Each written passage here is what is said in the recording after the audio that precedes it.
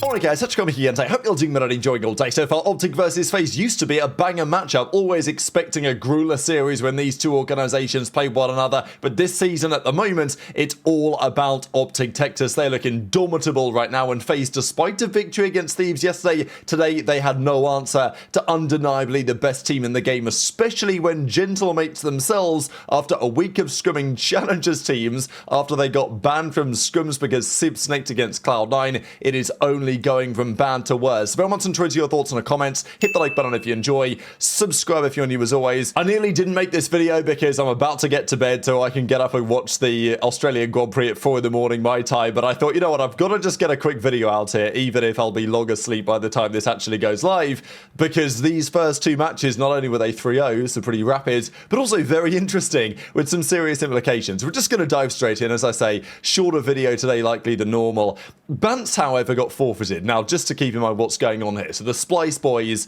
at least Bance, Madcat and Zero, they ran it back with a fourth. Effectively, they brought Splyce out of retirement. They played in the Challengers Cup. They were scrimming, they were trying to make a bit of a run, and today they made a bit of a run, and they ended up beating this Saudi team 3-2. They beat them in 5, and they move on in the tournament. But no, wait, there is more. They got forfeited by the other team. Now, look, when you get... So effectively, they got the rules wrong on the Game 5. Now, there's loads of things to say on this. Firstly, this shouldn't even be possible, right? There should be a very straightforward rule set that you can just select CDL rules or CWL rules as it used to be back in the day. But no, the players have to set it up themselves. And yes, obviously, you should get it right. What Bance says, which is pretty outrageous about this, is the setting that they had on by accident was allowing people to drop the bomb, which is a setting which is allowed in the COD League. So in the Pro League, they're using this. This is the standard setting. But yet, for whatever reason, in these tournament situations, it's disabled. And as a result of that, the other team, having realized that, got them forfeited. And again, where does the blame lie here? Look, unfortunately, the boys should have got it right. At the end of the day, if they got the settings right, it would have been fine. But it is ridiculous that Vance, as he says, first of all, the settings shouldn't even be a big deal at all. You can also criticize the other team for being cheesy, right? They literally lost in 5. You could argue, and maybe this is a justifiable argument, to say, look, if you were going to get a forfeit win for a Game 5 for such a decision, you need to report it during the map and go for a replay. I wouldn't be opposed to some sort of change to the rules in this ends, because when you lose the map 3-2, you lose the series 3-2, and then you try and cheese them out the win, which they were successful in doing, that I think is something the admins should consider, because if you knew there was a problem, you could have said it, you could have gone for a, you could have gone for a map replay there. That probably would have been the fair and equitable thing to do.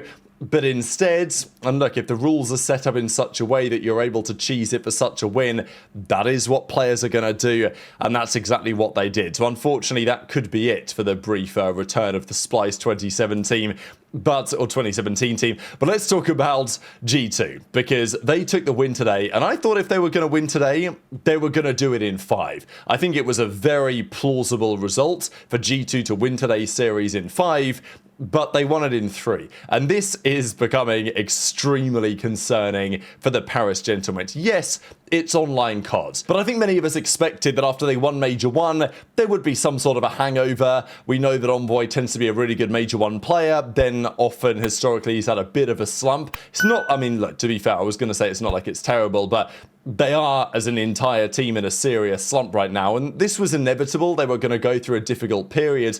The question is, how do they respond, and can they respond, given some of the personalities, as we know, they have on their team, especially when you're going to lose rounds like this. You lose a close hardpoint, okay, it's frustrating, but it happens. This is a round that you just cannot afford to lose by any means, right? Okay, Sib, he dies, first guy down. Ghosty goes for the trade. Understandable that he chals because Mamba is weak. He's down to 50 HP. The Ghosty decides to go for the chal. He doesn't really need to, right? Mamba is weak. he's definitely not going to chow pillars here. So Ghosty is free if he wants to just get the bomb down. But no, he goes for the chow. He hits a couple of bullets, but it's not enough. And now Mamba is given the ability to escape. But even then, Neptune still gets absolutely ripped. So yeah, just a shocking bit of play from the Gentlemates all around, really. And before you know it, they got knocked out of the series 5-2 on the overload. And G2, after getting 3-0'd by Heretics yesterday, turn up today and 3-0 Gentlemates right back. G2 are pretty solid, right? Like, I think they can go game 5 with basically anyone. But for them to be part of 2 3-0s this weekend and to 3-0 Paris is a huge result for Gentlemates and where they go from here, right? Because you look at the numbers, this was ugly. As I say, game 1 for Envoy was not great, but it wasn't atrocious. Game 3 was awful, 15 in 26. But Ghosty's not far behind. He's sitting at a 0.79. I mean, this series is all about Sib, right? He was the only one shooting back. And yeah, Gentlemates, because of Sib, have had a whole week playing against amateur teams because they've been banned from practice, which obviously won't have helped them. But still, like Skies yesterday had something, and Skies has done pretty well this season, right? But he had a 0.7 or something yesterday against Heretics, and he turns up today and drops a 1.3 on the defending, 0.69 he had against Miami. Turns up today, drops a 1.32 on the heads of the reigning champions. So an awful lot for Paris Gentlemates to think about here, right? Because I don't think anyone really expected them to, win, go back to back, and just dominate the year or anything. And I'm hoping that they're still going to be a competitive force come their own major. That's what we need to see. And yeah, this is online COD, but it's very relevant because their momentum has vanished, and now they've lost 3 series on the spin, including one to Cloud9, which felt nigh on impossible.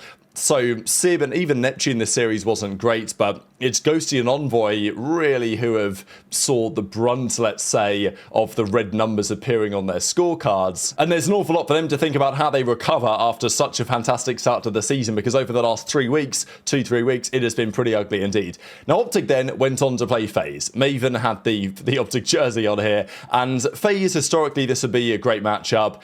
But OpTic are just playing at a different level right now, and I think the dichotomy was so clear, really, between Gentlemates and OpTic, where they were on LAN at Major 1 and where these two teams are now. Look, OpTic back at Major 1, they played very well. They could, should, would, or whatever, won the tournament, people will say. But whatever, it was incredibly competitive. They lost in the end, but they were right there, even though it didn't look that likely going into the tournament after their online play. But they were not playing anywhere near their peak, I think, at Major 1. They weren't a million miles away, but Huke was not at the races quite yet, and arguably neither was Dashy. Over the last couple of weeks, that story has changed rapidly, and arguably Huke might be the best player on the team right now, and that is a pretty scary sign for their opposition when the other 2 players we're talking about are Mercules and Shotzzy, right? So Huke was just on fire at the start of this game 1. Massive takeover for him, even with Mercules not having the greatest start. OpTic held a reasonable lead. It wasn't an absolute demolition job, but they closed out game 1 in the end 250 to 190. So they definitely had it in hand, and Huke goes 37 in 27 for the win. So it was, in terms of the slaying, not uncompetitive, but OpTic clearly just a level above. But after that, speaking of a level above, I mean, this was all about Dashy, right? It's great to see the sniper in Bruce's hands, because it's always entertaining, especially this shot onto Simp. Back in the day, it was Dashy and Simp sniping at one another on Black Ops 4. This time, it's Dashy getting a disgusting shot like this. That wins them the rounds, and a couple of rounds later, he does the same thing again. So this actually was the overload. We'll come back to that here in just a second.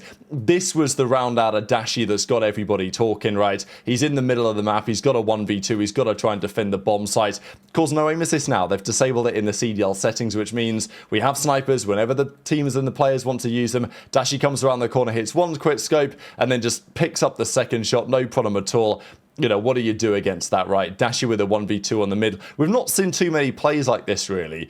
It's always fun to see someone left last alive with a sniper, because usually they try and pick up another gun or they'll switch to the pistol or something. But no, we go for the chow with confidence in the shots. He hits the shots, FaZe gets slammed, and then they go on to play an overload, which looked close early doors until it wasn't really. And Mercules and the team run away with the map, especially Merc, 1-2, picks up the third as well here in back spawn. That secures them yet another cap. That puts them up 4-1. And at that point, it is game over. So FaZe get 3-0'd, and this was a critical 3-0 in a way, because yes, FaZe got a big win yesterday against Thieves, and they looked pretty good in doing so. It wasn't the best series ever, but they looked pretty good in doing so. But today was very much so a reality check for FaZe to say, wow, hang on a second here, we still are not near the level we need to be. Even if we can beat Thieves in 5, that's still nowhere near enough to take down OpTic right now. So yeah, again, the Search and Destroy just super dominant, really. Simp only had 2 kills, so did 04. The game 3, Simp got cooked on the second side bad. You know, you're not going to see Simp with a .77 too often, but 04 actually had less damage, as did Abuzah. But 04 with a .83. Mercules negative, that's rarely spotted. But again, it's Dashy and Huke. They are the talking points with OpTic right now. And it's meaning that Mercules is not bailing them out of every series like he was at times at the start of the year. But, I mean, it's not like Merc's fallen off, right? Like, okay, maybe his numbers aren't as good now because his teammates are delivering more. But, you know, you need to rely on Mercules for a play. He's going to deliver. So that's what makes OpTic so scary. And it's great to watch this team play at such a high level so consistently, because it really shows what they're capable of. They won 7 series on the bounce now in this qualifier. They won a ton of series on the bounce of the major.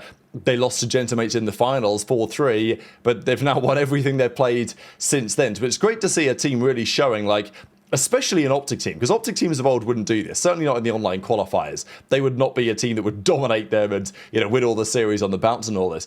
But now they're doing it, right? And they're delivering week in, week out. They're showing the other teams, this is the level, and we're streaming our scrims, and we're still doing it, right? Like, that's what OpTic will be thinking about, especially when it comes to the importance of content creation in the scene. So they are on fire. Does it, look, I think it's too early to say, oh, like, they're going to dominate the year or something. I think they've not won an event yet, right? So let's see OpTic win an event, then we can talk about whether they can dominate the year. But they are well positioned. FaZe clearly, this roster doesn't have the firepower. I think that's, again, the takeaway. Thieves are struggling to really come to grips with how to make Scrappy and HyDra work on a team with players that aren't just super objective focused. Paris have fallen off.